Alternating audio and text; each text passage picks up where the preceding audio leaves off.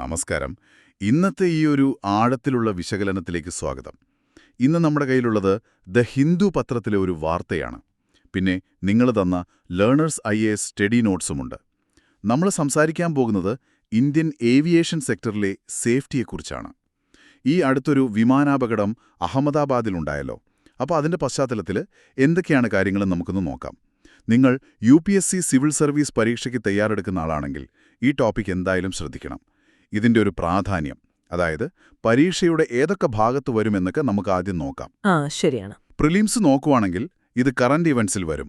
പിന്നെ science and ടെക്കിൽ aviation ഭാഗത്ത് ചോദിക്കാം.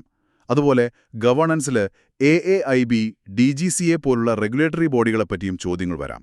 ഓക്കെ. മെയിൻസിലാണെങ്കിൽ GS പേപ്പർ 3, അതിൽ ഇൻഫ്രാസ്ട്രക്ചർ, പ്രത്യേകിച്ച് എയർപോർട്ട്സ്, പിന്നെ ഡിസാസ്റ്റർ മാനേജ്മെന്റ്, ഇതിൻ്റെയൊക്കെ കീഴിലിത് വരും. ശരി ശരി. അപ്പോൾ വിഷയത്തിലേക്ക് കടക്കാം. 2025 ജൂൺ 12 അഹമ്മദാബാദിലെ എയർ ഇന്ത്യയുടെ ഒരു ബോയിംഗ് 7878 വിമാനം ടേക്ക് ഓഫിന് ശേഷം തകർന്നു വീണല്ലോ. അതിന്റെ പ്രാഥമിക റിപ്പോർട്ട് AIIB, അതായത് എയർക്രാഫ്റ്റ് ആക്സിഡന്റ് ഇൻവെസ്റ്റിഗേഷൻ ബ്യൂറോ, പുറത്തുവിട്ടിട്ടുണ്ട്. അതാണ് നമ്മുടെ ഇന്നത്തെ ചർച്ചയുടെ ഒരു ഫോക്കസ്. എന്താണ് ഈ റിപ്പോർട്ടിലെ പ്രധാന കണ്ടെത്തൽ?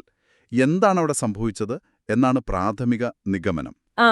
അതിന്റെ പ്രിലിമിനറി റിപ്പോർട്ട് പറയുന്നത് ടേക്ക് ഓഫിന് തൊട്ടു പിന്നാലെ 2 എഞ്ചിനുകളിലെയും ഫ്യുവൽ കൺട്രോൾ സ്വിച്ചുകളുണ്ടല്ലോ, അത് റൺ പൊസിഷനിൽ നിന്ന് കട്ട് ഓഫ് പൊസിഷനിലേക്ക് മാറി എന്നാണ് സംശയം.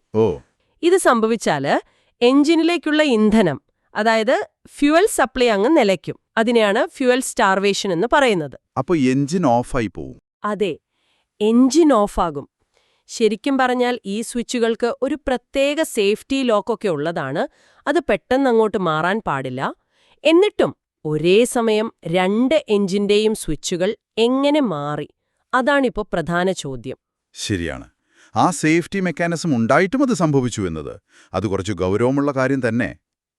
ഇതിന്റെ ഒരു പശ്ചാത്തലത്തിൽ റിപ്പോർട്ടിൽ മറ്റു ചില കാര്യങ്ങൾ കൂടി പറയുന്നുണ്ടല്ലോ, ഈ പൈലറ്റ് എറർ എന്നതിനെക്കുറിച്ചൊക്കെ.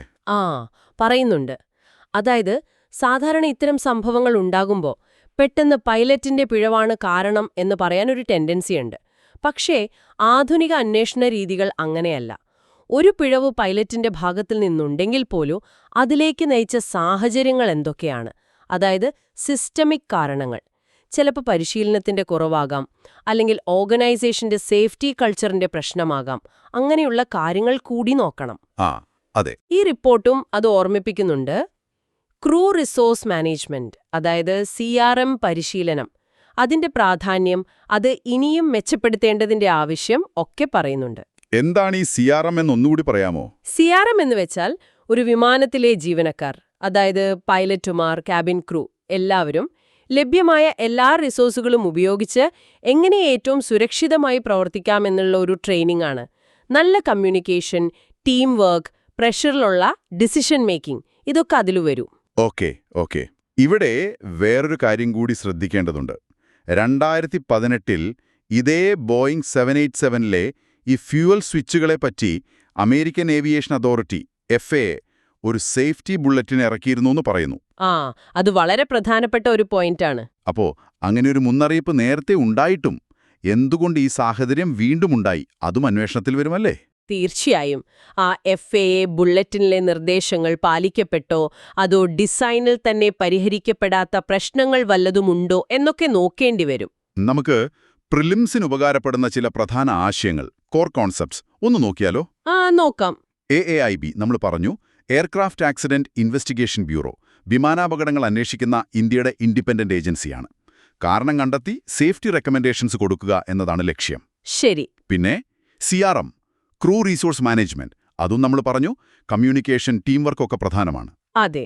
പൈലറ്റ് എറർ, പൈലറ്റിന്റെ പിഴവ്. പക്ഷേ ഇപ്പോൾ സിസ്റ്റമിക് കാരണങ്ങൾ കൂടി നോക്കും. പിന്നെ CVR, cockpit voice recorder, black ബോക്സിന്റെ ഭാഗമാണ്. കോക്പിറ്റിലെ സംഭാഷണങ്ങളും മറ്റും റെക്കോർഡ് ചെയ്യും. FAA, ഫെഡറൽ ഏവിയേഷൻ അഡ്മിനിസ്ട്രേഷൻ, US-ന്റെ റെഗുലേറ്റർ. ശരിയാണ്. ഇനി നമുക്ക് മെയിൻസിന്റെ ഒരു കാഴ്ചപ്പാടിൽ ഈ വിഷയത്തെ ഒന്ന് സമീപിച്ചാലോ? ഇന്ത്യയുടെ ഏവിയേഷൻ സെക്ടർ ഭയങ്കരമായി വളരുന്നുണ്ട്. അപ്പോൾ ഈ സംഭവം എന്ത് വെല്ലുവിളികളാണ് മുന്നോട്ട് വയ്ക്കുന്നത്? ശരിയാണ്. ഇന്ത്യയുടെ ഏവിയേഷൻ മാർക്കറ്റ് ലോകത്തിൽ തന്നെ ഏറ്റവും വേഗത്തിൽ വളരുന്ന ഒന്നാണ്. അപ്പോ ഈ വളർച്ചയുടെ കൂടെ ചില വെല്ലുവിളികളും വരുന്നുണ്ട്. ഈ സംഭവം അതൊന്നുകൂടി ഓർമ്മിപ്പിക്കുന്നു. പ്രധാന വെല്ലുവിളികളെന്ന് പറഞ്ഞാൽ? ഒന്ന്, നമ്മൾ നേരത്തെ പറഞ്ഞ CRM പോലുള്ള ട്രെയിനിങ് കാര്യങ്ങൾ അതെപ്പോഴും അപ്ഡേറ്റഡ് ആയിരിക്കണം.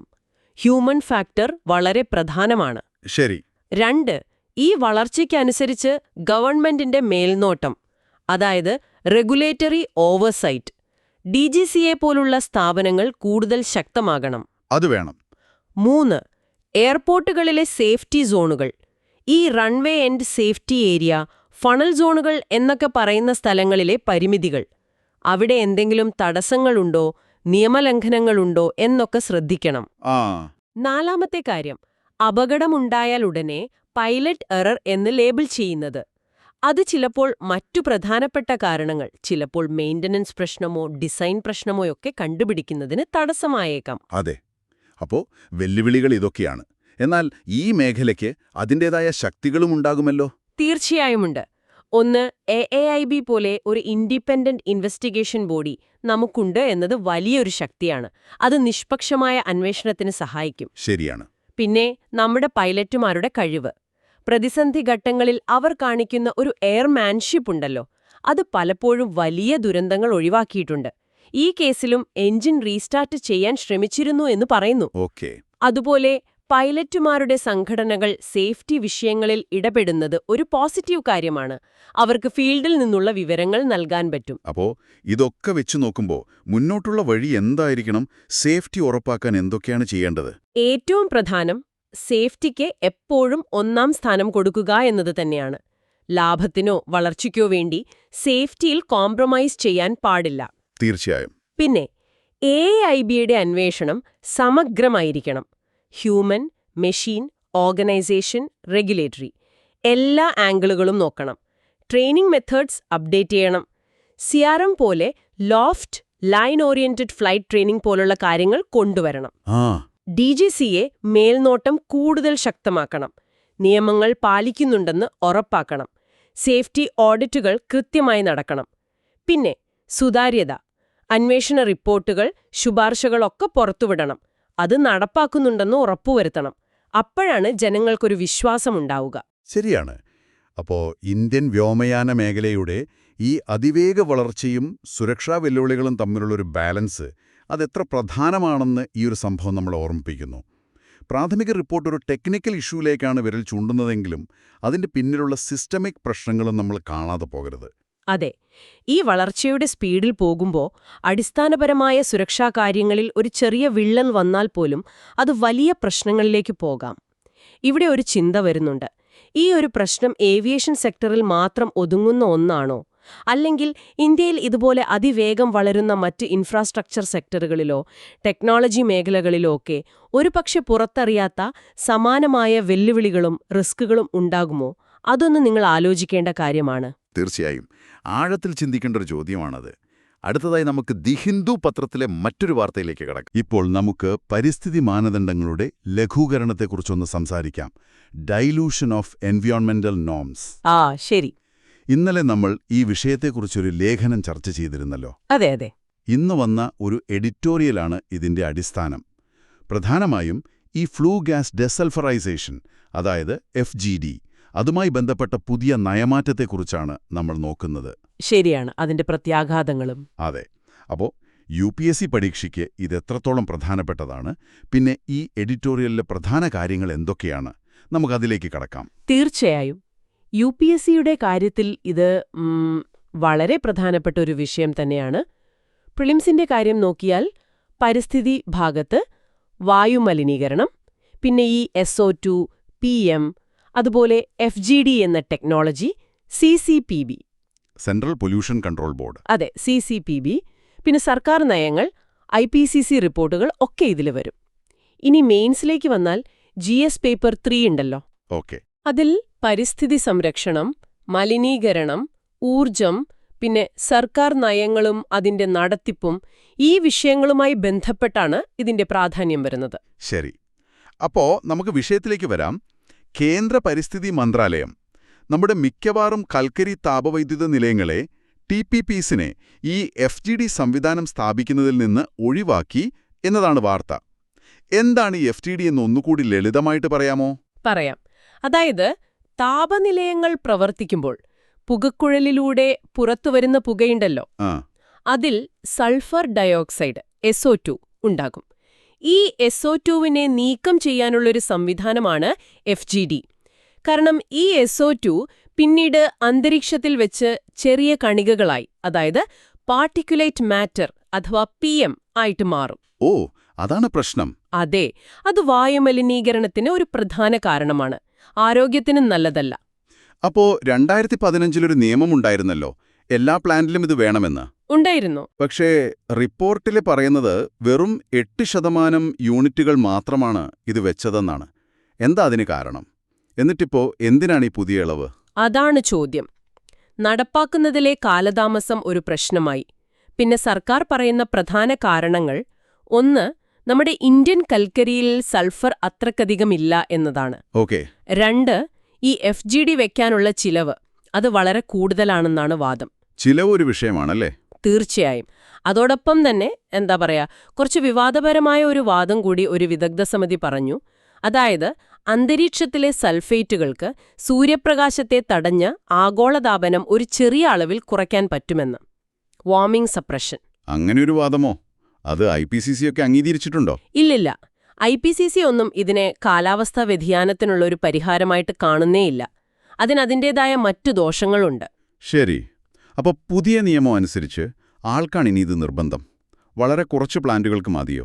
ഈ NCR-നടുത്തുള്ള പ്ലാന്റുകൾ, അല്ലെങ്കിൽ 10 ലക്ഷത്തിൽ കൂടുതൽ ജനസംഖ്യയുള്ള സിറ്റികളുടെ അടുത്തുള്ളവ, അതുമല്ലെങ്കിൽ ഗുരുതരമായ മലിനീകരണമുള്ള പ്രദേശങ്ങളിലുള്ളവ, ഇങ്ങനെയുള്ള ഏകദേശം ഒരു 20% നിലയങ്ങൾ മാത്രം മതി ഇനി FGD വെക്കാൻ. അതും 2028-നകം. അപ്പോ ബാക്കി 80%-ഓളം പ്ലാന്റുകൾക്ക് ഇത് വേണ്ടേ? ഇത് രാജ്യത്തിനകത്ത് തന്നെ 2 തരം നിയമം പോലെ ആവില്ലേ? ആ ചോദ്യം വളരെ പ്രസക്തമാണ്. അതുതന്നെയാണ് ഏറ്റവും വലിയ വിമർശനവും. ഒരേ രാജ്യത്ത് ഒരേ തരം മലിനീകരണം ഉണ്ടാക്കുന്ന നിലയങ്ങൾക്ക് 2 തരം പാരിസ്ഥിതിക നിലവാരം വരുന്നത് ശരിയല്ല എന്ന വാദം ശക്തമാണ്. ഇത് ശരിക്കും വലിയൊരു പ്രശ്നം തന്നെയാണല്ലോ. അതെ, ശാസ്ത്രീയമായി ഉണ്ടാക്കിയ ഒരു നയം ഒരു പൊതുചർച്ച പോലും ഇല്ലാതെ മാറ്റുന്നത് സുതാര്യതയെ ബാധിക്കും. പൊതുജനാരോഗ്യത്തോടുള്ള ഒരു പ്രതിബദ്ധതയെയും ഇത് ചോദ്യം ചെയ്യുന്നുണ്ട്. ശരിയാണ്. അപ്പോൾ ഇതിനെ നമുക്ക് മെയിൻസ് പരീക്ഷയുടെ ആ ഒരു കാഴ്ചപ്പാടിൽ നോക്കുമ്പോൾ ഈ വികസനവും പരിസ്ഥിതിയും തമ്മിലുള്ളൊരു തർക്കമായിട്ട് കാണാൻ പറ്റുമോ? തീർച്ചയായും. ഇത് അതിന്റെ നല്ലൊരു ഉദാഹരണമാണ്. ഒരു വശത്ത് FSGD ഒഴിവാക്കിയാൽ വൈദ്യുതി ഉണ്ടാക്കാനുള്ള ചിലവ് കുറയുമെന്നത് ഒരു യാഥാർത്ഥ്യമാണ്. ആ പിന്നെ ഏറ്റവും പ്രശ്നമുള്ള സ്ഥലങ്ങളിൽ മാത്രം ശ്രദ്ധ കൊടുക്കുന്ന ഒരു ടാർഗറ്റഡ് അപ്രോച്ചാണെന്നും ഇതിനെ അനുകൂലിക്കുന്നവർ പറയുന്നുണ്ട്. പക്ഷേ മറുവശത്ത് ഈ SO2-വും അതിൽ നിന്നുണ്ടാകുന്ന PM കണികകളും, പ്രത്യേകിച്ച് PM2.5, ശ്വാസകോശ രോഗങ്ങള്, ഹൃദ്രോഗങ്ങള് എന്നിവയ്ക്ക് കാരണമാകും. ഇത് ലക്ഷക്കണക്കിന് ആളുകളുടെ ആരോഗ്യത്തെ ബാധിക്കുന്ന കാര്യമാണ്. അപ്പോ പൊതുജനാരോഗ്യമാണോ അതോ സാമ്പത്തിക ലാഭമാണോ പ്രധാനം എന്ന് ചോദ്യം വരും. അതെ. പിന്നെ ഈ വ്യത്യസ്ത നിലവാരങ്ങള്, അതൊരു തരം വിവേചനമല്ലേ? പരിസ്ഥിതി നീതിക്കെതിരാണ്. കാരണം ഈ മലിനീകരണം അതിർത്തി നോക്കിയല്ലല്ലോ സഞ്ചരിക്കുന്നത്. ശരിയാണ്. കാറ്റിനനുസരിച്ച് എവിടെയും എത്താം. അപ്പോ പ്ലാന്റ് എവിടെ ഇരിക്കുന്നു എന്നത് മാത്രം നോക്കി ഇളവ് കൊടുക്കുന്നത് ശരിയല്ല. പിന്നെ പൊതുചർച്ചയില്ലാതെ നയം മാറ്റുന്നത് ഭരണപരമായ സുതാര്യതയെക്കുറിച്ചുള്ള ചോദ്യങ്ങൾ ഉയർത്തുന്നു. അപ്പോൾ ഇതിനൊരു പരിഹാരം എന്തായിരിക്കും? എല്ലാം കൂടി പരിഗണിച്ച് ഒരു നല്ല സമീപനം സാധ്യമാണോ? എപ്പോഴും ഒരു ബാലൻസ് കണ്ടെത്താൻ ശ്രമിക്കാം. സാമ്പത്തിക പ്രശ്നങ്ങളുണ്ടെങ്കിൽ ഒരുപക്ഷേ ഇത് ഘട്ടം ഘട്ടമായി നടപ്പാക്കാൻ കൂടുതൽ സമയം കൊടുക്കാമായിരുന്നു. Faced implementation. അതെ. അല്ലെങ്കിൽ ചില സാമ്പത്തിക സഹായം, സാങ്കേതിക സഹായം നൽകുന്നതിനെക്കുറിച്ച് ആലോചിക്കാമായിരുന്നു. എന്തായാലും സുതാര്യമായ ചർച്ചകൾ വേണമായിരുന്നു. ഏറ്റവും പ്രധാനമായിട്ട് ഇത് നമ്മളെ വീണ്ടും ഓർമ്മിപ്പിക്കുന്നത് എന്താണെന്ന് വെച്ചാൽ, കൽക്കരി പോലുള്ള പഴയ ഇന്ധനങ്ങളിൽ നിന്ന് മാറി സൗരോർജം പോലെയുള്ള ശുദ്ധമായ ഊർജത്തിലേക്ക് നമ്മൾ എത്രയും വേഗം മാറണം എന്നതാണ്. ശരിയാണ്. ആ ഒരു മാറ്റം അനിവാര്യമാണ്. അതെ. രാജ്യത്തെല്ലായിടത്തും ഒരേ പാരിസ്ഥിതിക നിയമം ഉറപ്പാക്കുകയും വേണം. ശരി. പരിസ്ഥിതി മാനദണ്ഡങ്ങളിലെ മാറ്റത്തെക്കുറിച്ചുള്ള നമ്മുടെ ഈ സംഭാഷണം ഇവിടെ നിർത്താം. ഒരു വശത്ത് സാമ്പത്തിക പരിഗണനകൾ, മറുവശത്ത് പൊതുജനാരോഗ്യം. വളരെ സങ്കീർണമായൊരു വിഷയം തന്നെയാണത്. നിങ്ങൾക്കിതിനെക്കുറിച്ച് എന്തു തോന്നുന്നുവെന്ന് ആലോചിക്കാവുന്നതാണ്. അടുത്തതായി നമുക്കിത് ഹിന്ദു പത്രത്തിലെ മറ്റൊരു വാർത്തയിലേക്ക് പോകാം. നമസ്കാരം. ഇന്ന് നമ്മൾ ഇന്ത്യയിലെ മതേതരത്വം എന്ന വിഷയത്തിലേക്ക് കുറച്ചുകൂടി ആഴത്തിലിറങ്ങി ചെല്ലുകയാണ്. നിങ്ങളുടെ കയ്യിലുള്ള ലേഖനമാണ് നമ്മുടെ പ്രധാന ചർച്ചാ വിഷയം. തീർച്ചയായും UPSC പഠിക്കുന്നവർക്ക് ഇത് വളരെ പ്രധാനപ്പെട്ട ഒരു ഭാഗം തന്നെയാണ്. അതെ, പ്രിലിംസിലാണെങ്കിലും മെയിൻസിലാണെങ്കിലും. പ്രിലിംസിന് ഇന്ത്യൻ പോളിറ്റി പിന്നെ ഹിസ്റ്ററി ഭാഗത്തും ചോദ്യങ്ങൾ വരാം. മെയിൻസിൽ തന്നെ പറയണ്ട, GS പേപ്പർ 1, 2, 4, എസ്സേ എല്ലായിടത്തും ഇതിന്റെ പ്രാധാന്യം കാണാം. ശരിയാണ്. അപ്പോൾ നമ്മൾ ഈ കിട്ടിയ വിവരങ്ങൾ വെച്ച് നോക്കുമ്പോൾ സാധാരണ കേൾക്കുന്നൊരു വാദമുണ്ടല്ലോ, ഈ 1976 അടിയന്തരാവസ്ഥ സമയത്താണ് സെക്യുലറിസം ഭരണഘടനയിൽ എഴുതി ചേർത്തതെന്ന്. അതത്ര ശരിയല്ല എന്നാണോ? അതാണ് പ്രധാന കാര്യം. ആ വാദം പൂർണ്ണമായും ശരിയല്ല. അതായത് മതേതരത്വം എന്ന വാക്ക് ഔദ്യോഗികമായി ആമുഖത്തിൽ ചേർത്തത് 1976 ആ ആശയം നമ്മുടെ ഭരണഘടനയുടെ ഭാഗം തന്നെയായിരുന്നു, അതിനു മുന്നേ തന്നെ. ഓക്കെ, അപ്പോൾ അതിന്റെ വേരുകൾ? ശരിക്കും പറഞ്ഞാൽ അതിന്റെ വേരുകൾ അങ്ങ് അശോകന്റെ കാലം വരെ പോകുന്നുണ്ട്. അശോകന്റെ 7ാമത്തെയും 12ാമത്തെയും ശിലാശാസനങ്ങൾ നോക്കിയാൽ എല്ലാ മതങ്ങളെയും ഒരുപോലെ ബഹുമാനിക്കണം എന്ന ആശയം കാണാം. കൊള്ളാം, അത് ഇൻട്രസ്റ്റിംഗ് ആണ്. അതുപോലെ നമ്മുടെ സ്വാതന്ത്ര്യ സമരകാലത്തും ഈ ചിന്തയുണ്ടായിരുന്നു. 1928 മോത്തിലാൽ നെഹ്റു റിപ്പോർട്ട്, 1931 കറാച്ചി പ്രമേയം, ഇവയെല്ലാം ഒരു രാഷ്ട്രമതത്തെ എതിർത്തിരുന്നു. ഹിന്ദു മഹാസഭയുടെ കരടിലും ഇത് പറയുന്നുണ്ടെന്നോ? അതെ, അതും ശ്രദ്ധേയമാണ്. 1944 അവരുടെ കരടിലും രാഷ്ട്രമതം വേണ്ട എന്ന നിലപാടാണുണ്ടായിരുന്നത്. ഭരണഘടനാ നിർമ്മാണ സഭയിലാണെങ്കിൽ ആമുഖത്തിൽ ദൈവനാമത്തിൽ എന്ന് ചേർക്കുന്നതിനെ എതിർത്തതും ഈയൊരു പശ്ചാത്തലത്തിൽ കാണണം. അപ്പോൾ ഈ ഇന്ത്യൻ മതേതരത്വം പാശ്ചാത്യ രാജ്യങ്ങളിൽ നിന്ന്, ഇപ്പോൾ ഫ്രാൻസിലോ അമേരിക്കയിലോ ഉള്ളതിൽ നിന്ന് എങ്ങനെയാണ് വ്യത്യസ്തമായിരിക്കുന്നത്? അതൊരു പ്രധാന പോയിന്റാണ്. പാശ്ചാത്യ രാജ്യങ്ങളിൽ, പ്രത്യേകിച്ച് ഫ്രാൻസിലൊക്കെ, മതവും ഭരണകൂടവും തമ്മിലൊരു ഒരു പൂർണ്ണമായ വേർതിരിവുണ്ട്. Strict separation. സ്റ്റേറ്റ് ഒരിടത്തും മതം വേറൊരിടത്തും. അതെ. പക്ഷെ ഇന്ത്യയിൽ അങ്ങനെയല്ല. നമ്മുടേത് സർവധർമ്മ സമഭാവം എന്ന ആശയമാണ്. സർവധർമ്മ സമഭാവം. അതായത് ഭരണകൂടം എല്ലാ മതങ്ങളോടും തുല്യമായ ബഹുമാനം കാണിക്കുന്നു. എന്നാൽ ആവശ്യമെന്ന് കണ്ടാൽ സാമൂഹിക നീതി ഉറപ്പാക്കാനായി മതപരമായ കാര്യങ്ങളിൽ ഭരണകൂടത്തിന് ഇടപെടാം. ഇതിനെ പ്രിൻസിപ്പിൾഡ് ഡിസ്റ്റൻസ് എന്ന് പറയാം, ഒരു തത്വപരമായ അകലം. ഓക്കേ, അപ്പൊ പൂർണ്ണമായി മാറി നിൽക്കുകയല്ല, എന്നാൽ എല്ലാത്തിനെയും ഒരുപോലെ കാണുകയും ചെയ്യുന്നു. അതെ, ഇത് മതങ്ങൾക്ക് അവയുടെ ആഭ്യന്തര കാര്യങ്ങളിൽ ഒരു സ്വയംഭരണാവകാശം നൽകാനും സഹായിക്കുന്നുണ്ട്. ഇത് പ്രിലിംസിനും ഓർത്തിരിക്കേണ്ട കാര്യമാണ്. ഈ പ്രിൻസിപ്പിൾഡ് ഡിസ്റ്റൻസ്, പിന്നെ തിയോക്രസി അഥവാ മതരാഷ്ട്രം എന്ന ആശയം അശോകന്റെ ധമ്മം ഒരു മതമല്ല, മറിച്ച് ധാർമ്മിക നിയമങ്ങളാണെന്നതും. ഘടനയുടെ ചില അടിസ്ഥാന സ്വഭാവങ്ങൾ പാർലമെന്റിന് ഭേദഗതി ചെയ്യാൻ കഴിയില്ലെന്ന്. സെക്യുലറിസം എന്ന വാക്ക് 76 ചേർത്തതാണെങ്കിലും ആശയം അടിസ്ഥാന ഘടനയുടെ ഭാഗമാണെന്ന് അതിനു മുൻപേ കോടതി പറഞ്ഞു വെച്ചിരുന്നു. ഇനി മെയിൻസ് പരീക്ഷയുടെ ഒരു കാഴ്ചപ്പാടിൽ നോക്കിയാല് മതേതരത്വം എന്നത് പുറത്തുനിന്ന് കൊണ്ടുവന്ന ഒന്നല്ല, മറിച്ച് ഇന്ത്യയുടെ സാഹചര്യങ്ങൾക്കനുസരിച്ച് ഇവിടെ തന്നെ രൂപപ്പെട്ടതാണെന്ന വാദമാണല്ലോ പ്രധാനം. അതെ, അതിനെ സാധൂകരിക്കുന്ന പല കാര്യങ്ങളും ഉണ്ട്. ഒന്ന്, ഇത് മതങ്ങളുടെ സ്വയംഭരണാവകാശം സംരക്ഷിക്കുന്നു. 2, ഇതിന് നമ്മുടെ ചരിത്രത്തിൽ തന്നെ നല്ല വേരുകളുണ്ട്. 3, ഭരണകൂടം ഏതെങ്കിലും ഒരു മതത്തിനു വേണ്ടി പ്രവർത്തിക്കാതെ എല്ലാ പൗരന്മാരുടെയും കാര്യങ്ങളിൽ ശ്രദ്ധ കേന്ദ്രീകരിക്കണം എന്ന് ഇതുറപ്പാക്കുന്നു. എന്നാൽ ചില വിമർശനങ്ങൾ കേൾക്കാറുണ്ടല്ലോ, ഇത് ഹിന്ദു വിരുദ്ധമാണ്, അല്ലെങ്കിൽ ന്യൂനപക്ഷങ്ങളെ പ്രീണിപ്പിക്കാനാണ് എന്നൊക്കെ. ആ വാദങ്ങളെ ഈ ലേഖനം തള്ളിക്കളയുന്നുണ്ട്. ഇന്ത്യൻ മതേതരത്വം ഒരു മതത്തിനും എതിരല്ല, എല്ലാ മതങ്ങൾക്കും തുല്യ പരിഗണനയാണ് നൽകുന്നത്. ഹിന്ദുമതത്തിന്റെ പാരമ്പര്യങ്ങൾക്കും ആചാരങ്ങൾക്കും അതിൻ്റേതായ സ്ഥാനവും സ്വാതന്ത്ര്യവും ഇത് നൽകുന്നുമുണ്ട്. ന്യൂനപക്ഷങ്ങൾക്ക് പ്രത്യേക പരിരക്ഷ നൽകുന്നത് വിവേചനമല്ല, തുല്യത ഉറപ്പാക്കാനാണ്. അപ്പോ മുന്നോട്ടെങ്ങനെയാണ്? ഈ സർവധർമ്മ സമഭാവ എന്ന രീതി തന്നെ മതിയോ, അതോ മറ്റ് സാധ്യതകൾ നോക്കണോ? ലേഖനം പറയുന്നത് നമ്മുടെ ഇന്ത്യയുടെ സാഹചര്യത്തിൽ സർവധർമ്മ സമഭാവ തന്നെയാണ് ഏറ്റവും അനുയോജ്യമെന്നാണ്.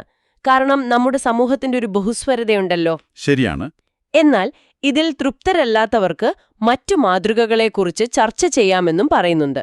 ഉദാഹരണത്തിന് UK മോഡൽ, അവിടെ ഔദ്യോഗിക മതമുണ്ടെങ്കിലും മറ്റെല്ലാ പൗരന്മാർക്കും തുല്യ അവകാശങ്ങളുണ്ട്. ഒരു ജൂറിസ്ഡിക്ഷൻ മോഡൽ സാധ്യതയും പറയുന്നുണ്ടല്ലോ. അതായത് ഹിന്ദുമതത്തിന്റെ ഒരു സാംസ്കാരിക പൈതൃകത്തെ അംഗീകരിക്കുന്ന, എന്നാൽ അതേസമയം മറ്റു മതങ്ങളുടെ എല്ലാ അവകാശങ്ങളും പൂർണ്ണമായി സംരക്ഷിക്കുന്ന ഒരു രീതി. അതുമൊരു സാധ്യതയായി ലേഖനം ചൂണ്ടിക്കാട്ടുന്നു. അപ്പോ ചുരുക്കി പറഞ്ഞാൽ ഭരണകൂടം നിഷ്പക്ഷമായിരിക്കണം, എല്ലാ മതങ്ങളെയും ബഹുമാനിക്കണം.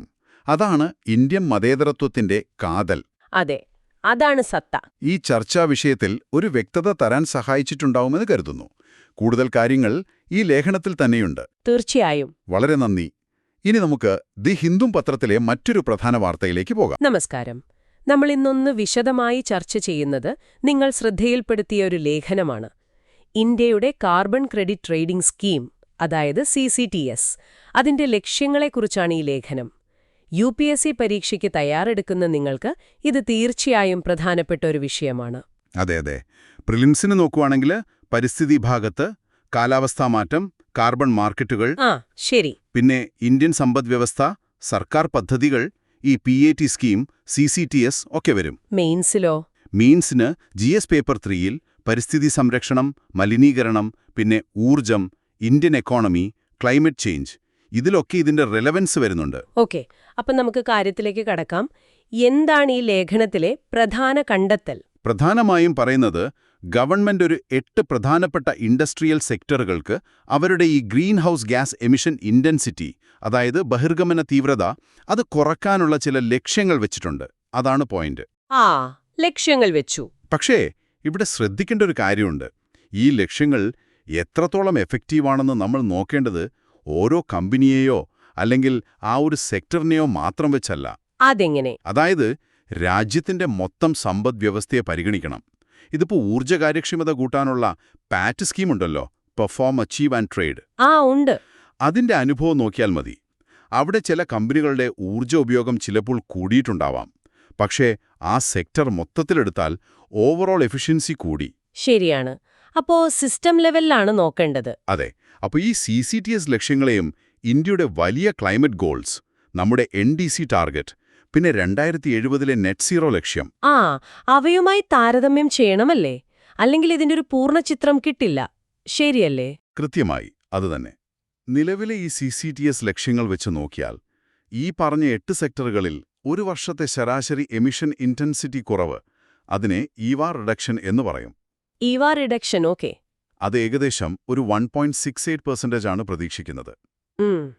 1.68%. എന്നാൽ ലേഖനം പറയുന്നത് ഇന്ത്യയുടെ NDC ലക്ഷ്യങ്ങൾ നേടണമെങ്കിൽ മാനുഫാക്ചറിംഗ് സെക്ടറിൽ മാത്രം ഒരു വർഷം കുറഞ്ഞത് 2.53% റിഡക്ഷൻ വേണം. അപ്പൊ അതിന്റെ അർത്ഥം എന്താണ്? ഈ നിലവിലുള്ള ലക്ഷ്യങ്ങൾ ചിലപ്പോ അത്ര പോരാന്നാണോ? അതായത് വേണ്ടത്ര ആംബിഷൻ ഇല്ലേ? അതെ, ലേഖനം ചൂണ്ടിക്കാണിക്കുന്നത് ആ ഒരു സാധ്യതയാണ്. ഒരുപക്ഷേ ഇത് നല്ലൊരു തുടക്കമാണ്, സംശയമില്ല. പക്ഷേ ഇന്ത്യയുടെ വലിയ ലക്ഷ്യങ്ങളുമായിട്ട് ഇത് പൂർണ്ണമായി അലൈൻ ചെയ്യാൻ ഇനിയും ചിലപ്പം മാറ്റങ്ങൾ വേണ്ടിവരും. ഓക്കെ. ഇനി ഇതുമായി ബന്ധപ്പെട്ട കുറച്ച് ബേസിക് ആശയങ്ങൾ, കോർ കോൺസെപ്റ്റ്സ് നമുക്കൊന്ന് പെട്ടെന്ന് നോക്കിയാലോ? പ്രിലിംസിന് നിങ്ങൾക്കിത് ഗുണം ചെയ്യും.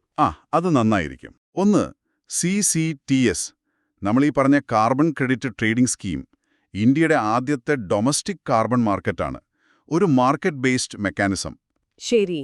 2, എമിഷൻസ് ഇന്റൻസിറ്റി, അതായത് ഒരു യൂണിറ്റ് എക്കണോമിക് ഔട്ട്പുട്ടിന് GDPക്ക് എത്ര ഗ്രീൻ ഹൗസ് ഗ്യാസ് പുറത്തുവിടുന്നു എന്നതിന്റെ അളവ്. ഓക്കെ. 3, PAT സ്കീം, ഊർജം കൂടുതൽ ഉപയോഗിക്കുന്ന വ്യവസായങ്ങളിലെ അവരുടെ എനർജി എഫിഷ്യൻസി കൂട്ടാൻ BEE, അതായത് ബ്യൂറോ ഓഫ് എനർജി എഫിഷ്യൻസി നടപ്പാക്കുന്ന ഒരു പദ്ധതി. റൈറ്റ്. 4, NDC, അതായത് നാഷണലി ഡിറ്റർമിൻഡ് കോൺട്രിബ്യൂഷൻസ്, പാരീസ് എഗ്രിമെന്റിന്റെ ഭാഗമായിട്ട് ഓരോ രാജ്യവും സ്വയം തീരുമാനിച്ച ക്ലൈമറ്റ് ടാർഗറ്റുകൾ. ഇന്ത്യയുടേത് 2030 ആവുമ്പോഴേക്കും GDPയുടെ എമിഷൻ ഇന്റൻസിറ്റി 45% കുറയ്ക്കണം, 2005 ലെവലിൽ നിന്ന്. 45% പ്രധാനപ്പെട്ട ടാർഗറ്റാണ്. അതെ. പിന്നെ 5-മത്തത് നെറ്റ് സീറോ, അതായത് പുറത്തുവിടുന്ന ഗ്രീൻ ഹൗസ് ഗ്യാസിന്റെ അളവും അന്തരീക്ഷത്തിൽ നിന്ന് നീക്കം ചെയ്യുന്നതിന്റെ അളവും തുല്യമാകുന്നൊരവസ്ഥ. ഇന്ത്യയുടെ ലക്ഷ്യം 2070 ആണ്. ഓക്കെ, ഈ അടിസ്ഥാന കാര്യങ്ങൾ വളരെ വ്യക്തമായി. ഇനി നമുക്ക് മെയിൻസ് പരീക്ഷയുടെ ഒരു കാഴ്ചപ്പാടിൽ ഇതിനെ എങ്ങനെ നോക്കാം? ഇന്ത്യയുടെ ഡീകാർബണൈസേഷൻ ശ്രമങ്ങളിൽ ഈ CCTSന്റെ റോൾ എന്താണ്? തീർച്ചയായും ഇന്ത്യയുടെ ഡീകാർബണൈസേഷൻ പാതയിലെ, അതായത് കാർബൺ പുറന്തള്ളൽ കുറയ്ക്കാനുള്ള ശ്രമങ്ങളിലെ ഒരു പ്രധാനപ്പെട്ട പോളിസി ടൂളാണ് CCTS. നിങ്ങൾക്കറിയാലോ, ഇന്ത്യയെപ്പോലെ വളരുന്ന ഒരു രാജ്യത്തിന് സാമ്പത്തിക വളർച്ചയും വേണം, എമിഷൻ കുറയ്ക്കുകയും വേണം. അതൊരു വലിയ വെല്ലുവിളിയാണ്. അതെ, വലിയ വെല്ലുവിളി തന്നെ. അപ്പോൾ ഈ CCTS പോലുള്ള മാർക്കറ്റ് സിസ്റ്റംസ് ഇതിന് സഹായിക്കും. ഇതിന്റെ ഗുണങ്ങൾ നോക്കിയാൽ, ഒന്ന്, കമ്പനികൾക്ക് എമിഷൻ കുറയ്ക്കാൻ ഇതൊരു ഫിനാൻഷ്യൽ ഇൻസെന്റീവ് കൊടുക്കുന്നു. പൈസ കിട്ടും, അല്ലെങ്കിൽ ലാഭിക്കാം. അതെ. 2, ലക്ഷ്യം നേടാൻ കുറച്ചുകൂടി ഫ്ലെക്സിബിലിറ്റി കിട്ടുന്നു ഇൻഡസ്ട്രിക്ക്. 3, എമിഷൻസിനെ പറ്റി കൃത്യമായ ഡേറ്റ കിട്ടാൻ ഇത് സഹായിക്കും. ശരിയാണ്. പക്ഷേ ഇതിന് വെല്ലുവിളികളും ഉണ്ടാവുമല്ലോ. ഉണ്ട്. നമ്മൾ നേരത്തെ പറഞ്ഞ പോലെ ലക്ഷ്യങ്ങൾ ചിലപ്പോൾ വേണ്ടത്ര സ്ട്രോങ് അല്ലാത്ത അവസ്ഥ വരാം. ലാക്ക് ഓഫ് ആംബിഷൻ എന്ന് പറയാം. പിന്നെ ഓരോ കമ്പനിയിൽ മാത്രം ഫോക്കസ് ചെയ്യുമ്പോൾ രാജ്യത്തിന്റെ മൊത്തത്തിലുള്ള ലക്ഷ്യം ചിലപ്പോൾ മിസ്സാവാം. പിന്നെ ഈ ലക്ഷ്യങ്ങൾ എങ്ങനെ സെറ്റ് ചെയ്യുന്നു എന്നതിലും ചില സങ്കീർണതകളുണ്ട്, ബെഞ്ച് മാർക്കിങ്ങിലൊക്കെ. അപ്പൊ എന്താണ് ഒരു മുന്നോട്ടുള്ള വഴി? ഈ വെല്ലുവിളികളെയൊക്കെ മറികടന്ന് ഇതിനെ കൂടുതൽ എഫക്റ്റീവാക്കാൻ എന്താ ചെയ്യാൻ പറ്റുക? നോക്കൂ, CCTS ഒരു നല്ല സ്റ്റെപ്പ് തന്നെയാണ്, ഒരു സംശയവുമില്ല. പക്ഷേ ഇതിന്റെ വിജയം ഈ ലക്ഷ്യങ്ങൾ എത്രത്തോളം സയന്റിഫിക് ആണ്, രാജ്യത്തിന്റെ വലിയ ലക്ഷ്യങ്ങളുമായിട്ട് എത്രത്തോളം ചേർന്നു പോകുന്നു എന്നതിനെ ആശ്രയിച്ചിരിക്കും. അതെ. ഏറ്റവും പ്രധാനം, ഈ മൊത്തത്തിലുള്ള ലക്ഷ്യങ്ങൾ, അഗ്രിഗേറ്റ് ടാർഗറ്റ്സ്, അത് ഇന്ത്യയുടെ NDC, നെറ്റ് സീറോ എന്നിവയുമായിട്ട് കറക്റ്റായിട്ട് ലിങ്ക് ചെയ്യണം. ലിങ്കേജ് പ്രധാനം. പിന്നെ ഈ ലക്ഷ്യങ്ങൾ കൃത്യമായ ഇടവേളകളിൽ റിവ്യൂ ചെയ്യണം, ആവശ്യമെങ്കിൽ കൂടുതൽ കർശനമാക്കണം. പിന്നെ സുതാര്യത, ട്രാൻസ്പെറൻസി വേണം. തീർച്ചയായും. അതുപോലെ PAT പോലുള്ള മറ്റ് പോളിസികളുമായിട്ട് ഇതിനെ ഇന്റഗ്രേറ്റ് ചെയ്യുന്നതും നല്ലതാണ്. ശരി. അപ്പോ ചുരുക്കി പറഞ്ഞാൽ, ഈ കാർബൺ ക്രെഡിറ്റ് ട്രേഡിംഗ് സ്കീം ഇന്ത്യയുടെ കാലാവസ്ഥാ ലക്ഷ്യങ്ങൾ നേടുന്നതിൽ ഒരു പ്രധാന പങ്കു വഹിക്കാൻ സാധ്യതയുണ്ട്. പക്ഷേ ഈ ലേഖനം പറയുന്നത് പോലെ ഇതിന്റെ ലക്ഷ്യങ്ങൾ രാജ്യത്തിന്റെ വലിയ ലക്ഷ്യങ്ങളുമായി, ആ പ്രതിബദ്ധതകളുമായി നന്നായി യോജിപ്പിക്കേണ്ടത് വളരെ അത്യാവശ്യമാണ്. അതെ. അത് ചെയ്തില്ലെങ്കിൽ ഒരുപക്ഷേ ഈ സംവിധാനം കൊണ്ട് നമ്മൾ ഉദ്ദേശിക്കുന്ന ആ ഒരു യഥാർത്ഥ ഫലം കിട്ടാതെ പോകുമോ എന്നൊരു സംശയം നിലനിൽക്കുന്നു. അതൊരു ചിന്തിക്കേണ്ട കാര്യം തന്നെയാണ്. ഈ വിശകലനം നിങ്ങൾക്ക് ഉപകാരപ്പെട്ടു എന്ന് കരുതുന്നു. ഇനി നമുക്ക് ദി ഹിന്ദു പത്രത്തിലെ മറ്റൊരു വാർത്തയിലേക്ക് കടക്കാം. ശരി, അപ്പോ നമുക്ക് തുടങ്ങാം അല്ലേ? ഇന്ന് നമ്മൾ നോക്കുന്നത് ഇന്ത്യയിലെ യുവാക്കളുടെ തൊഴിൽ സാധ്യതകളെക്കുറിച്ചുള്ളൊരു വിശകലനമാണ്. ഇന്ത്യയുടെ യുവ തൊഴിൽ പ്രതിസന്ധി, വെല്ലുവിളികളും പരിഹാരങ്ങളും എന്ന ഈ ലേഖനം. ഇത് വളരെ പ്രധാനപ്പെട്ട ഒരു വിഷയം തന്നെ. തീർച്ചയായും ഇന്ത്യയുടെ ഭാവിയെ തന്നെ നേരിട്ട് ബാധിക്കുന്ന ഒരു കാര്യമാണ് ഈ യുവജനങ്ങളുടെ തൊഴിൽ സാഹചര്യം. അതെ. അപ്പോ UPSC പരീക്ഷ എഴുതുന്നവർക്ക് ഇതിന്റെ പ്രാധാന്യം എന്താണെന്ന് ആദ്യം നോക്കാം അല്ലേ? പറയാം. പ്രിലിംസിന് നോക്കുവാണെങ്കിൽ ഇന്ത്യൻ എക്കോണമി, അതിലെ തൊഴിൽ, തൊഴിലില്ലായ്മ, പിന്നെ EPFO പോലുള്ള കാര്യങ്ങൾ. സാമൂഹിക വിഷയങ്ങളും വരും, വിദ്യാഭ്യാസം, സ്കിൽ ഡെവലപ്മെന്റ്, പുതിയ റിപ്പോർട്ടുകളൊക്കെ. അതെ. മെയിൻസിലേക്ക് വരുമ്പോൾ GS പേപ്പർ 2, അതായത് സാമൂഹിക നീതി, സർക്കാർ പദ്ധതികൾ ഒക്കെ വരുന്ന ഭാഗം. പിന്നെ GS പേപ്പർ 3ലും വരും, ഇന്ത്യൻ സമ്പദ്വ്യവസ്ഥ, തൊഴിൽ, വളർച്ച. അപ്പോൾ ഇത് നന്നായി മനസ്സിലാക്കേണ്ട ഒരു ടോപ്പിക്കാണ്. ശരിയാണ്. ലേഖനത്തിലേക്ക് കടന്നാൽ ഇതിൽ ആദ്യം പറയുന്ന ഒരു പോയിന്റ് EPFO ഡാറ്റയെക്കുറിച്ചാണ്. Employees provident fund organisation. പുതിയ എൻറോൾമെന്റുകളുടെ കണക്ക്. അതെ. പുതിയതായി ഔപചാരിക തൊഴിൽ മേഖലയിലേക്ക് വരുന്നവരുടെ എണ്ണം, പ്രത്യേകിച്ച് 18 മുതൽ 25 വയസ്സുവരെയുള്ളവരെ എണ്ണം കൂടിയിട്ടുണ്ടെന്നാണ് ആ കണക്ക് പറയുന്നത്. ശരി. അതൊരു നല്ല സൂചനയായി തോന്നാം. ഫോമൽ ജോലികൾ കൂടുന്നു എന്ന്. ഒറ്റനോട്ടത്തിൽ. പക്ഷെ അവിടെയാണ് ഒരു കോംപ്ലിക്കേഷൻ വരുന്നത്. അതെ. കാരണം ഇന്റർനാഷണൽ ലേബർ ഓർഗനൈസേഷൻ ILO അവരുടെ റിപ്പോർട്ടിൽ പറയുന്നത് നേരെ മറിച്ചൊരു ചിത്രമാണ്. അതെ. India employment report 2024. അതിൽ പറയുന്നത് ഇന്ത്യയിലെ തൊഴിലില്ലാത്തവരിൽ ഏകദേശം 83% യുവാക്കളാണ് എന്നാണ്. ഭയങ്കര വൈരുദ്ധ്യമാണല്ലോ ഇത്. അതാണ് പ്രശ്നം. ഈ ലേഖനം പറയുന്ന പ്രധാന കാര്യം ഇതാണ്. യഥാർത്ഥ പ്രതിസന്ധി തൊഴിലില്ലായ്മ, അൺഎംപ്ലോയ്മെന്റ് എന്നതിനേക്കാൾ തൊഴിൽ വൈദഗ്ധ്യമില്ലായ്മ അഥവാ അൺഎംപ്ലോയബിലിറ്റിയാണ്. ഓഹോ, അതായത് ജോലി ചെയ്യാൻ ആളുണ്ട്, പക്ഷെ അവർക്ക് വേണ്ട സ്കിൽസ് ഇല്ല. എക്സാക്ട്ലി. ബിരുദമൊക്കെ കഴിഞ്ഞിറങ്ങുന്നവരിൽ പകുതി പേർക്ക് പോലും ഇപ്പോഴത്തെ ജോലിക്ക് വേണ്ട ഡിജിറ്റൽ സ്കിൽസ് അല്ലെങ്കിൽ മറ്റു പ്രൊഫഷണൽ കഴിവുകളില്ലെന്നാണ് കണ്ടെത്തൽ. അത് ശരിയാണെങ്കിൽ വളരെ ഗുരുതരമായ അവസ്ഥയാണ്. ഒരു ഇമെയിൽ അറ്റാച്ച്മെന്റ് അയക്കാൻ 75% പേർക്കും ബുദ്ധിമുട്ടാണ്.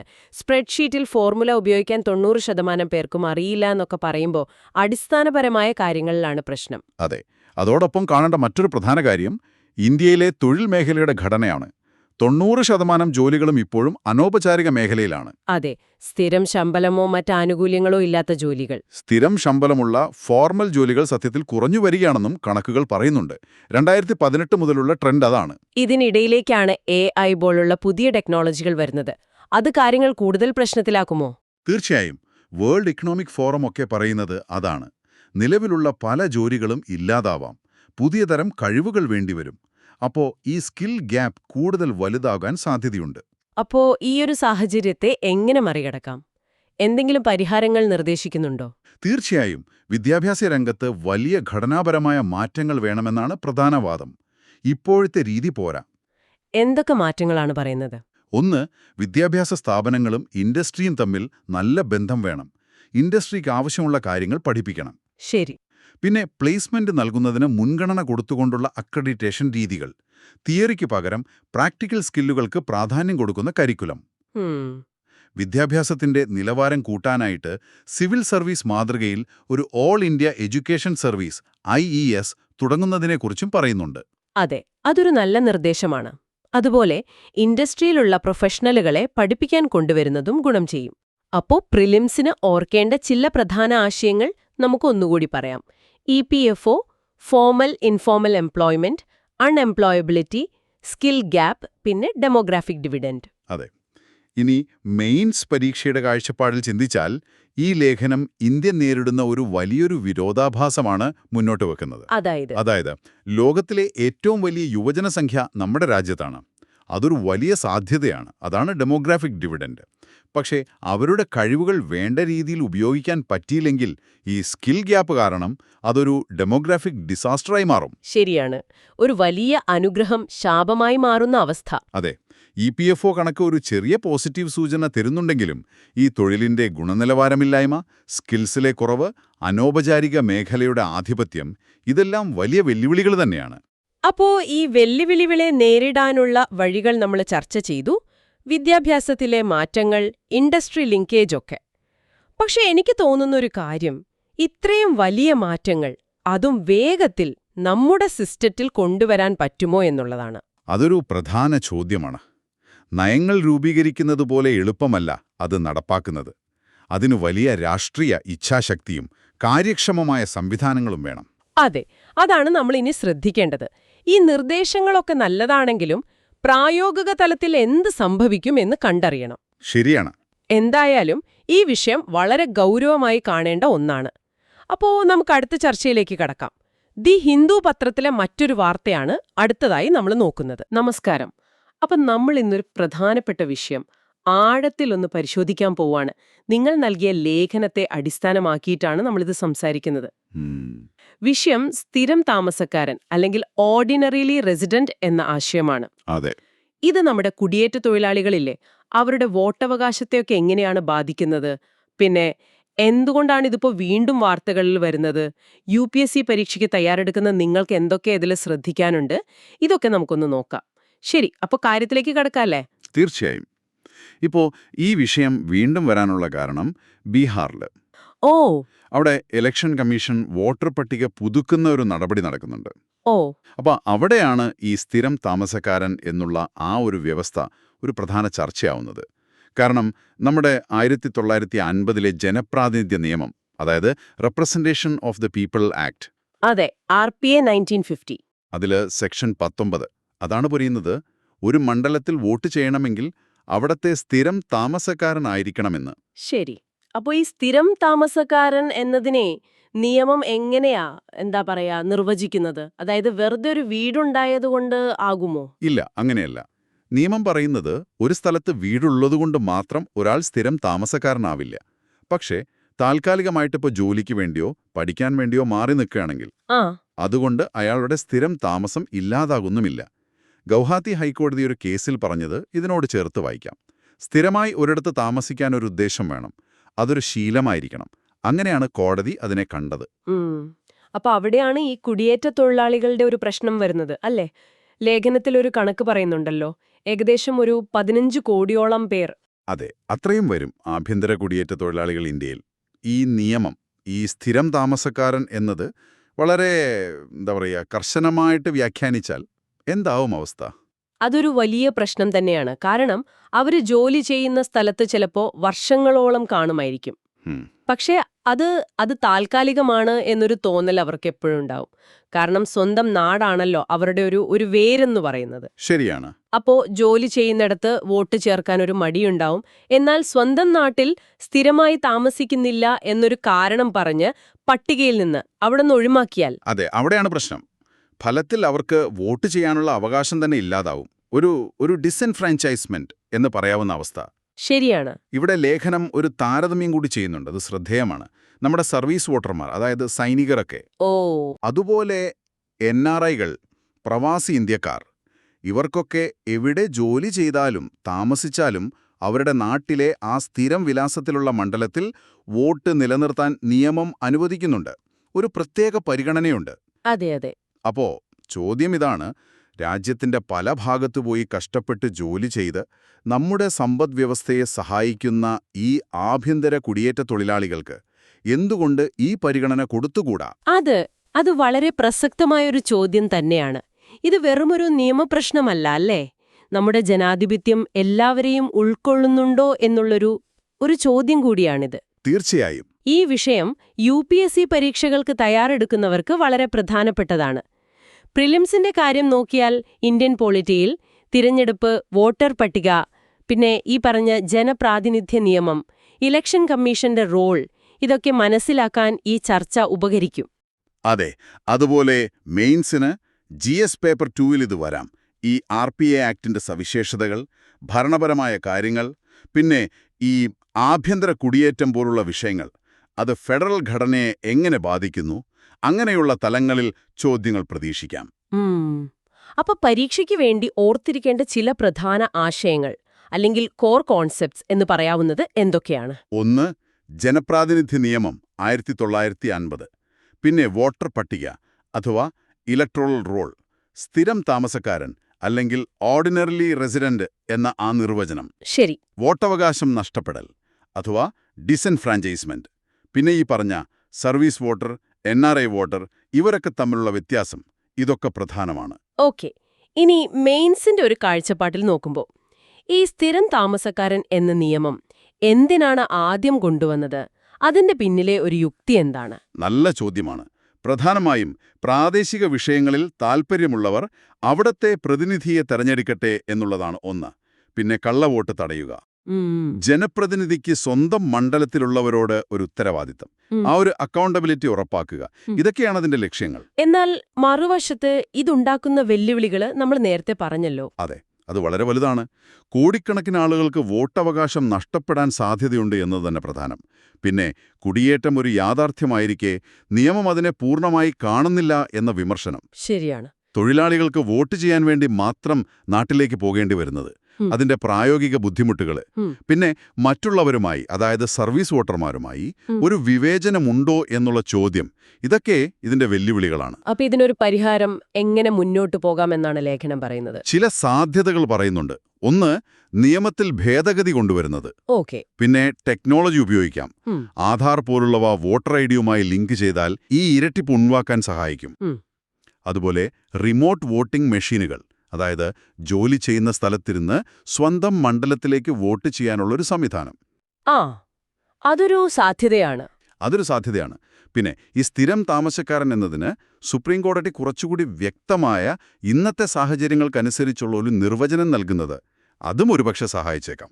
അപ്പോ ചുരുക്കി പറഞ്ഞാൽ തിരഞ്ഞെടുപ്പിന്റെ ഒരു സുതാര്യത, വിശ്വാസ്യത, ഇതിനൊക്കെ വേണ്ടി കൊണ്ടുവന്ന ഒരു നിയമം. അതെ.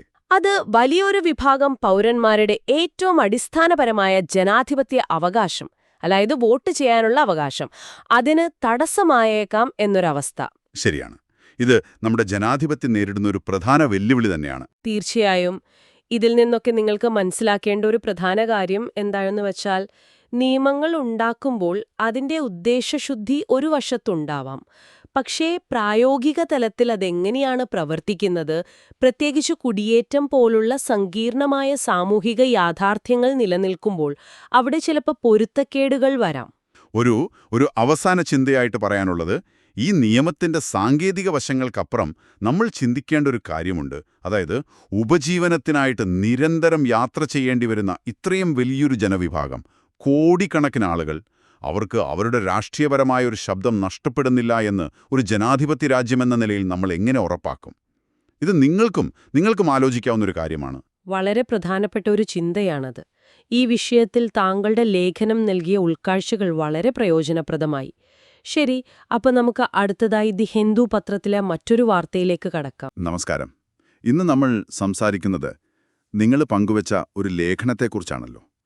മരുഭൂമികളും തുറന്ന ആവാസ വ്യവസ്ഥകളും, തരിശുഭൂമി എന്ന മിഥ്യാധാരണ. അതെ, നമ്മൾ എപ്പോഴും കേൾക്കാറുണ്ട് പച്ചപ്പ് കൂട്ടാൻ മരം നടണം എന്നൊക്കെ. പക്ഷേ ചിലപ്പോൾ ഈ മരം നടുന്നത് തന്നെ ഒരു പാരിസ്ഥിതിക പ്രശ്നമാവും എന്ന് കേൾക്കുമ്പോൾ ഒരു അത്ഭുതം തോന്നാം, അല്ലേ? ശരിയാണ്. നിങ്ങളുടെ ഈ ലേഖനം ശരിക്കും അതാണ് പറയുന്നത്. അപ്പോൾ ഈ പലപ്പോഴും തെറ്റിദ്ധരിക്കപ്പെടുന്ന ഈ ആവാസ വ്യവസ്ഥകൾ, മരുഭൂമികൾ, പുൽമേടുകൾ, ഇതിൻ്റെയൊക്കെ പാരിസ്ഥിതിക പ്രാധാന്യം എന്താണ്? പിന്നെ എന്തുകൊണ്ടാണ് ഈ തരിശുഭൂമി എന്നൊരു കാഴ്ചപ്പാട് അതൊരു പ്രശ്നമാവുന്നത്? നമുക്കതിലേക്കൊന്ന് കടന്നോക്കാം. തീർച്ചയായും. പ്രത്യേകിച്ച് UPSC പരീക്ഷയ്ക്ക് തയ്യാറെടുക്കുന്നവർക്ക് നിങ്ങൾക്കിത് പരിസ്ഥിതി, ഭൂമിശാസ്ത്രം വിഷയങ്ങളിൽ വളരെ പ്രധാനപ്പെട്ടതാണ്. അതെ, പ്രിലിംസിനും മെയിൻസിനും ഒരുപോലെ. പ്രിലിംസിനും പിന്നെ മെയിൻസിലെ GS പേപ്പർ 1 ഭൂമിശാസ്ത്രം, പിന്നെ GS പേപ്പർ 3 പരിസ്ഥിതി സംരക്ഷണം, ഇതിനൊക്കെ ഇത് ആവശ്യമായി വരും. ശരിയാണ്. ശരി, അപ്പോൾ തുടങ്ങാല്ലേ? ഈ ലേഖനം ശരിക്കും പൊളിച്ചെഴുതുന്നത് നമ്മളുടെ ഒരു സാധാരണ ധാരണയാണ്. ഈ മരുഭൂമികൾ, പുൽമേടുകൾ അല്ലെങ്കിൽ കുറ്റിക്കാടുകൾ, ഇതൊക്കെ വെറുതെ കിടക്കുന്ന ഒരു ഉപയോഗവുമില്ലാത്ത തരിശുഭൂമികളാണെന്നും അവിടെയൊക്കെ മരം വെച്ചു പിടിപ്പിച്ച് നന്നാക്കണം എന്നുമാണ് പലരുടെയും വിചാരം. അതെ, കൂടുതൽ പച്ചപ്പ് നല്ലതല്ലേ എന്നൊരു ചിന്ത. പക്ഷെ യാഥാർത്ഥ്യം അതല്ല. അതാണ് ഈ ലേഖനം പറയുന്നത്. ഓഹോ, അപ്പൊ നമ്മൾ വിചാരിക്കുന്ന പോലെ അല്ല കാര്യങ്ങള്. എന്താണപ്പോൾ ഇതിന്റെയൊക്കെ ഒരു എന്താ പറയാ യഥാർത്ഥ പ്രാധാന്യം? ലേഖനം എന്താണ് ചൂണ്ടിക്കാണിക്കുന്നത്? അവിടെയാണ് കാര്യം. ഈ മരുഭൂമികളൊക്കെ ഉണ്ടല്ലോ, അവ പുരാതനമായ ആവാസ വ്യവസ്ഥകളാണ്. അല്ലാതെ ഇന്നോ ഇന്നലെയോ ഉണ്ടായതല്ല. അവിടെ അതികഠിനമായ സാഹചര്യങ്ങളെ അതിജീവിക്കാൻ കഴിവുള്ള വളരെ സവിശേഷമായ ജൈവ വൈവിധ്യമുണ്ട്. ശരിയാണ്, നമ്മൾ പഴയ സംസ്കാരങ്ങളെപ്പറ്റി പറയുമ്പോഴും അതെ, മെസപ്പൊട്ടേമിയ, ഈജിപ്റ്റ്, എന്തിന് സിന്ധു നദീതട സംസ്കാരം പോലും, അതൊക്കെ വളർന്നു വന്നത് ഒരു തരത്തിൽ പറഞ്ഞാൽ ഇത്തരം സാഹചര്യങ്ങളിലാണ്. ശരി. അതുപോലെ ഇന്ത്യയിലെ പുൽമേടുകൾ, സവേനകൾ, കുറ്റിക്കാടുകൾ, ഇവയൊക്കെ ശരിക്കും പറഞ്ഞാൽ നല്ല ആവാസ വ്യവസ്ഥകളാണ്. ലേഖനത്തിൽ ഇതിനെ തുറന്ന സ്വാഭാവിക ആവാസ വ്യവസ്ഥകൾ, അതായത് ONS എന്നാണ് പറയുന്നത്. ONS, okay. പക്ഷേ പണ്ട് കൊളോണിയൽ കാലം മുതൽക്കേ ഇതിനെയൊക്കെ തരിശുഭൂമി അഥവാ വേസ്റ്റ് ലാൻഡ് എന്ന് മുദ്രകുത്തി. അതിപ്പോഴും തുടരുന്നുണ്ടല്ലേ? ഒരു പരിധിവരെ. ഇവ വെറും ഒഴിഞ്ഞ സ്ഥലങ്ങളല്ല. മരങ്ങൾ കുറവായിരിക്കാം, പക്ഷെ പുല്ലുകളും കുറ്റിച്ചെടികളും അവിടുത്തെ പ്രത്യേകതരം ജീവികളുമൊക്കെയുള്ള അതിൻ്റെതായ പാരിസ്ഥിതിക പ്രാധാന്യമുള്ള ഇടങ്ങളാണ്. പക്ഷേ ഈ കൂടുതൽ മരം നടുന്നത് എപ്പോഴും നല്ലതാണെന്നാണല്ലോ പൊതുവെ ധാരണ. അപ്പോൾ ഈ തുറന്ന സ്ഥലങ്ങളിൽ മരം നടുന്നത് എന്തുകൊണ്ടാണൊരു പ്രശ്നമായി മാറുന്നത്? ഈ തരിശുഭൂമി എന്ന് പറയുന്നതിലെ അപകടം എന്താണ്? പ്രധാന പ്രശ്നം എന്താന്ന് വെച്ചാല് ഈ തുറന്ന സ്ഥലങ്ങളിൽ മരം നടുന്നത്. അതെ, അതും അശാസ്ത്രീയമായിട്ട്, അതായത് അവിടുത്തെ സാഹചര്യങ്ങൾക്ക് യോജിക്കാത്ത മരങ്ങൾ കൊണ്ടുവന്ന് നടുന്നത്. അത് അവിടുത്തെ തനത് ജീവജാലങ്ങൾക്ക് വലിയ ഭീഷണിയാണ്. ഓഹോ. ഉദാഹരണത്തിന് ഗ്രേറ്റ് ഇന്ത്യൻ ബസ്റ്റാർഡ് എന്നൊരു പക്ഷിയുണ്ട്. വംശനാശ ഭീഷണി നേരിടുന്ന. അതെ, ഗുരുതരമായ വംശനാശ ഭീഷണിയിലാണ്. അവയ്ക്ക് ജീവിക്കാൻ വേണ്ടത് വിശാലമായ തുറന്ന പുൽമേടുകളാണ്. മരങ്ങൾ വെക്കുന്നത് അവയുടെ വാസസ്ഥലം ഇല്ലാതാക്കുകയാണ് ചെയ്യുന്നത്. ശരിയാണ്. അതുപോലെ കാരക്കൽ എന്നൊരു തരം പൂച്ച, ഇന്ത്യൻ ചെന്നായ, ഇവയൊക്കെ ഭീഷണി നേരിടുന്നുണ്ട്. പിന്നെ മറ്റൊരു പ്രധാന കാര്യം ഈ ആവാസ വ്യവസ്ഥകളുടെ മൂല്യം. അത് മരങ്ങളിൽ മാത്രമല്ല, ഒരുപക്ഷെ അതിനേക്കാൾ പ്രധാനം മണ്ണിനടിയിൽ കാർബൺ സംഭരിച്ചു വെക്കാനുള്ള അവയുടെ കഴിവാണ്. Soil carbon storage. അതെ, അത് കാലാവസ്ഥാ വ്യതിയാനം ലഘൂകരിക്കാൻ ഒരുപാട് സഹായിക്കുന്ന ഒന്നാണ്. ഓക്കേ. ഇല്ലാതാവുന്നത്. അപ്പോൾ ഇത് പരിസ്ഥിതിയെ മാത്രമല്ല സാമൂഹികമായും വലിയ പ്രത്യാഘാതങ്ങൾ ഉണ്ടാക്കുന്നുണ്ട്. ശരി. അപ്പോൾ ഈ പ്രശ്നത്തിന് ലേഖനം മുന്നോട്ട് വയ്ക്കുന്ന പരിഹാരം എന്താണ്? പരീക്ഷയുടെ കാഴ്ചപ്പാടിൽ നോക്കുമ്പോൾ ഇതിൽ നിന്ന് എടുക്കാവുന്ന പ്രധാന ആശയങ്ങൾ എന്തൊക്കെയാണ്? തീർച്ചയായും ലേഖനം ആവശ്യപ്പെടുന്നത് ശരിക്കും ഒരു കാഴ്ചപ്പാടിലുള്ള മാറ്റമാണ്. ഈ തുറന്ന സ്വാഭാവിക ആവാസ വ്യവസ്ഥകളെ, ഈ ONSനെ വനങ്ങളാക്കി മാറ്റാൻ ശ്രമിക്കരുത്, പകരം അവയുടെ തനിമ എന്താണോ അത് നിലനിർത്തി സംരക്ഷിക്കുകയാണ് വേണ്ടത്. അതെങ്ങനെ? അതിന് ചില വഴികളുണ്ട്. ജലസംഭരണം മെച്ചപ്പെടുത്തുക. 2, ഈ കാലികളെ മേയ്ക്കുന്ന രീതി ഒരേ സ്ഥലത്ത് നിർത്താതെ ഭ്രമണപരമായ മേയ്ക്കൽ, അതായത് റൊട്ടേഷണൽ ഗ്രേസിംഗ്. കുറച്ചുകാലം ഒരിടത്ത് പിന്നെ വേറിടത്തേക്ക് മാറ്റുന്നത്. അതെ, അപ്പൊ ആ പുല്ലിനൊക്കെ വീണ്ടും വളരാൻ സമയം കിട്ടും. പിന്നെ തദ്ദേശീയ സമൂഹങ്ങൾക്കുണ്ടല്ലോ, അവർക്ക് പരമ്പരാഗതമായ അറിവുകളുണ്ട് ഈ സ്ഥലങ്ങളെ പരിപാലിക്കാൻ. ആ അറിവുകൾ ഉപയോഗിക്കാം. ശരി. ഏറ്റവും പ്രധാനം, ഈ തരിശുഭൂമി എന്ന തെറ്റായ ഒരു വർഗീകരണമുണ്ടല്ലോ, അത് സർക്കാർ രേഖകളിൽ നിന്നൊക്കെ മാറ്റണം. അത് വളരെ പ്രധാനപ്പെട്ട ഒരു പോയിന്റാണ്. ഇനി പരീക്ഷയുടെ കാര്യം പറഞ്ഞാൽ പ്രിലിംസിനും മെയിൻസിനും എന്തൊക്കെ ശ്രദ്ധിക്കാം? പ്രിലിംസിന് പ്രധാനമായും ഓർക്കേണ്ടത് എന്താണ് ഈ തുറന്ന സ്വാഭാവിക ആവാസ വ്യവസ്ഥകൾ ONOS, അവയുടെ പാരിസ്ഥിതിക പ്രാധാന്യം, അതായത് ജൈവ വൈവിധ്യം, കാർബൺ സംഭരണം, പിന്നെ ഗ്രേറ്റ് ഇന്ത്യൻ ബസ്റ്റാർഡ് പോലുള്ള പ്രധാനപ്പെട്ട വംശനാശ ഭീഷണി നേരിടുന്ന ജീവികൾ, അതുപോലെ ഭൂമിയുടെ ശോഷണം, ലാൻഡ് ഡീഗ്രഡേഷൻ, മരുവൽക്കരണം, ഡെസർട്ടിഫിക്കേഷൻ, ഇവ തമ്മിലുള്ള വ്യത്യാസം. ആ വ്യത്യാസം എന്താണ് ലേഖനം പറയുന്നത്? ലേഖനം പറയുന്നത് സ്വാഭാവികമായുള്ള മരുഭൂമികൾ ഒരു പ്രശ്നമല്ല, അവ പ്രകൃതിയുടെ ഭാഗമാണ്. പക്ഷേ നല്ല ഭൂമി, അതായത് കൃഷിക്കോ മറ്റോ ഉപയോഗിക്കാൻ കഴിയുന്ന ഭൂമി, മനുഷ്യന്റെ ഇടപെടൽ കാരണം നശിച്ചു ഉപയോഗശൂന്യമാകുന്നതിനെയാണ് ഭൂമിയുടെ ശോഷണം എന്ന് പറയുന്നത്. അതാണ് യഥാർത്ഥ പ്രശ്നം. ഓക്കേ, വ്യക്തമായി. ഇനി മെയിൻസിന്റെ കാര്യമോ? മെയിൻസിന് കുറച്ചുകൂടി ആഴത്തിൽ ചിന്തിക്കണം. ഇന്ത്യയുടെ ഭൂമി വിനിയോഗ നയങ്ങളിലെ പ്രശ്നങ്ങൾ എന്തൊക്കെയാണ്? ഈ തരിശുഭൂമി എന്ന് തരം തിരിക്കുന്നതുകൊണ്ടുണ്ടാകുന്ന പാരിസ്ഥിതികവും സാമൂഹികവുമായ പ്രത്യാഘാതങ്ങൾ, ഉദാഹരണത്തിന് നമ്മൾ പറഞ്ഞ GIB പ്രതിസന്ധി, ഇടയ സമൂഹങ്ങളുടെ പ്രശ്നങ്ങൾ. അതെ. പിന്നെ കാലാവസ്ഥാ വ്യതിയാനം ലഘൂകരിക്കുന്നതിൽ ഈ വൺസിനുള്ള പങ്ക്, എങ്ങനെ ശാസ്ത്രീയമായി ഈ സ്ഥലങ്ങളെ പുനരുദ്ധരിക്കാം, അതിൽ തദ്ദേശീയ അറിവിന് എന്ത് പങ്കുണ്ട്, ഇതൊക്കെ വിശകലനം ചെയ്യാൻ പറ്റണം. വളരെ പ്രധാനപ്പെട്ട കാര്യങ്ങൾ. അപ്പോൾ ചുരുക്കി പറഞ്ഞാൽ, നമ്മൾ ഈ തരിശുഭൂമി എന്നൊക്കെ പറഞ്ഞ തള്ളിക്കളയുന്ന മരുഭൂമികളും പുൽമേടുകളുമൊക്കെ ശരിക്കും പാരിസ്ഥിതികമായും സാമൂഹികമായും വലിയ വിലയുള്ള സ്ഥലങ്ങളാണ്. അതെ, അമൂല്യമാണ്. അപ്പോൾ അവയെ അന്ധമായി മരം വെച്ച് പിടിപ്പിച്ച് വനമാക്കാൻ നോക്കാതെ അവയുടെ ആ തനതായ സ്വഭാവം മനസ്സിലാക്കി അതിനെ സംരക്ഷിക്കുകയാണ് വേണ്ടത്. കൃത്യമായി പറഞ്ഞാൽ അത് തന്നെ. ഇത് നമ്മുടെ ജൈവവൈവിധ്യം നിലനിർത്താനും കാലാവസ്ഥയെ നിയന്ത്രിക്കാനും ഈ പരമ്പരാഗത സമൂഹങ്ങളെയൊക്കെ സപ്പോർട്ട് ചെയ്യാനും അത്യാവശ്യമാണ്. ഒരു കാര്യം കൂടി, ലേഖനം ഒരു നിർദ്ദേശം വെക്കുന്നുണ്ട്.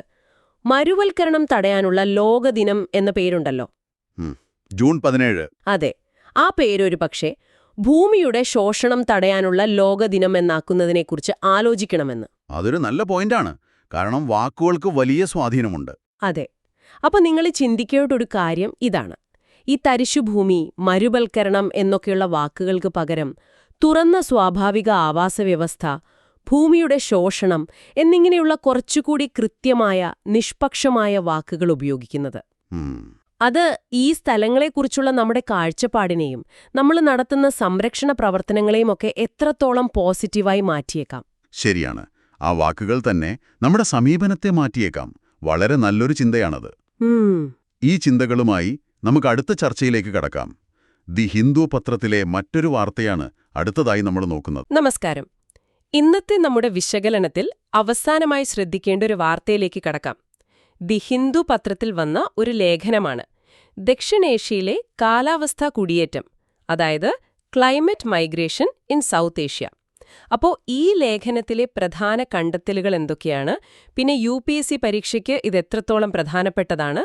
നമുക്കൊന്ന് ആഴത്തിൽ നോക്കാം, അല്ലേ? തീർച്ചയായും. UPSC പരീക്ഷയുടെ കാര്യം നോക്കുമ്പോൾ ഈ വിഷയം വളരെ പ്രധാനപ്പെട്ടതാണ്. ശരിക്കും. അതെങ്ങനെയാണ്? പ്രിലിംസിനും മെയിൻസിനും ഒരുപോലെയോ? അതെ. പ്രിലിംസ് പരീക്ഷ എടുത്താൽ പരിസ്ഥിതി ഭാഗത്ത് കാലാവസ്ഥാ വ്യതിയാനം, വരൾച്ച, വെള്ളപ്പൊക്കം ഇതൊക്കെ ബന്ധപ്പെട്ട് ചോദ്യം വരാം. പിന്നെ ഭൂമിശാസ്ത്രം, അതിൽ ഈ ബുന്ദേൽഖണ്ഡ്, പശ്ചിമഘട്ടം, മഴനിഴൽ പ്രദേശം അങ്ങനെയുള്ള സ്ഥലങ്ങളൊക്കെ ഓർത്തിരിക്കണം. ഇന്ത്യൻ സമ്പദ്വ്യവസ്ഥയുടെ ഭാഗത്തും ചോദ്യങ്ങൾ വരാം.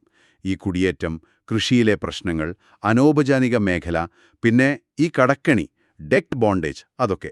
ഓക്കെ, അപ്പോൾ പ്രിലിംസിന് തന്നെ പല ആംഗിളുകളുണ്ട്.